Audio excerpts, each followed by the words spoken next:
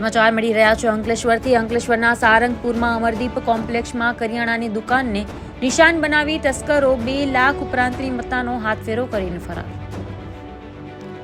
બનાવની પ્રાપ્ત માહિતી મુજબ અંકલેશ્વરના સારંગપુર વિસ્તારમાં આવેલ મીરાનગરમાં આવેલ અમરદીપ કોમ્પ્લેક્સમાં કરિયાણાની દુકાનને તસ્કરોએ નિશાન બનાવી રોકડા 2 લાખની મત્તાની ચોરી કરી તસ્કરો ફરાર થઈ ગયા હતા। અંકલેશ્વરના અંદાળા ગામની સ્વાગત રેસિડેન્સીમાં રહેતા રાહુલ જૈન, જેઓની કરિયાણાની દુકાન અંકલેશ્વરના સારંગપુર વિસ્તારમાં આવેલ મીરાનગર સ્થિત અમરદીપ કોમ્પ્લેક્સમાં આવેલી છે। તેઓ ગતરોજ રાત્રે પોતાની દુકાન બંધ કરી પોતાના ઘરે આવ્યા હતા। તે દરમિયાન રાતના સમયે તસ્કરોએ તેઓની બંધ દુકાનને નિશાન બનાવી હતી। તસ્કરોએ દુકાનનું તાળું તોડી અંદર પ્રવેશ કર્યો હતો અને દુકાનના કેશ કાઉન્ટરમાંથી રોકડા 2 લાખની મત્તાની ચોરી કરી ફરાર થઈ ગયા હતા।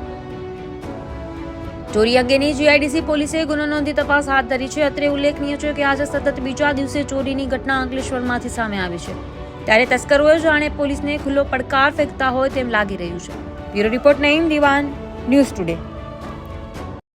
મારું નામ રાહુલ જૈન છે। મેં અંદાડા રહું છું સ્વાગત રેસિડેન્સીમાં। રાતે મીરાનગર મારી શોપ છે।